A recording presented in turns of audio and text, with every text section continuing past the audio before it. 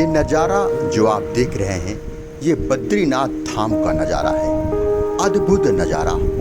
जी हाँ, साक्षात ऐसा लगता है कि प्रभु के दर्शन होने वाले हैं। और यहीं पर फतेहपुर जनपद के असोथर विकासखंड के सरकंडी ग्राम के ग्राम प्रधान प्रतिनिधि संतोष द्विवेदी के नेतृत्व में बद्रीनाथ धाम में भागवत कथा का आयोजन किया जा रहा है, जिसका रसपान आखिरी आंसू के माध्यम से सीधे आप भी कर सकते हैं। ये दुर्लभ आरती का सीधे आंखों देखा हाल आखिरी आंसू के माध्यम से आप तक पहुंचाई जा रही है। सीधे आप देख सकते हैं संतोष द्विवेदी, वैभव द्विवेदी, मयंक द्विवेदी, राजेश मिश्रा सहित तमाम फतेहपुर के लोग भी इन दिनों बद्रीनाथ में इस आरती में शिरकत कर रहे हैं और भागवत कथा का भी रसपान कर रहे हैं।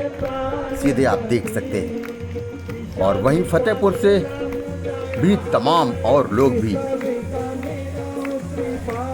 भागवत कथा का आनंद लेने के लिए पहुंच रहे हैं।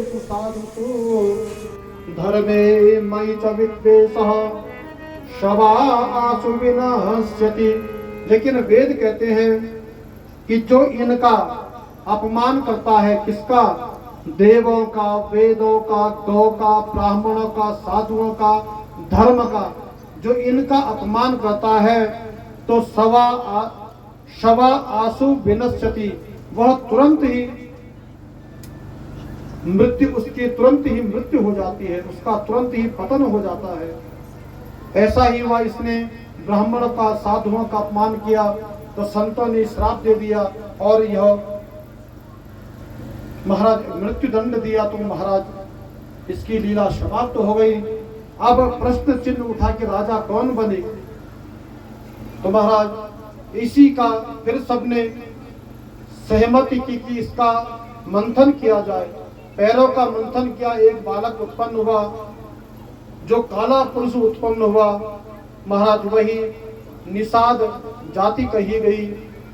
और जब इस हिस्से का मंथन किया गया तो महाराज वहां से पृथु महाराज प्रकट हुए। बोले पृथु महाराज भगवान की।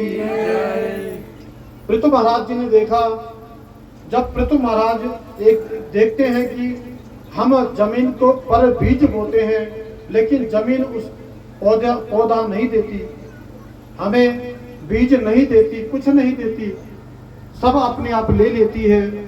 सारी चारों तरफ दुर्भिक्ष फैल गया, अकाल पड़ गया।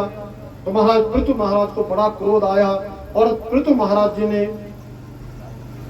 अपने मन में सोचा कि मुझे इस पृथ्वी को मृत्यु दंड देना चाहिए। और जैसे पृथ्वी को मारने के लिए दौड़े महाराज, तो पृथ्वी ने गौरव धारण किया और पृथु महाराज जी को समझाया कि देखो, तुम्हारे जो पूर्वज बेन थे वो बड़े दुराचारी थे, बड़े अत्याचारी थे, उनके पाप के कारण फल स्वरूप इतना दुर्भिक्ष फैला है। इसलिए आप सत्कर्म करिए, आप भगवान की पूजा करिए, उसी से सब कुछ संभव हो जाएगा। तो महाराज गाय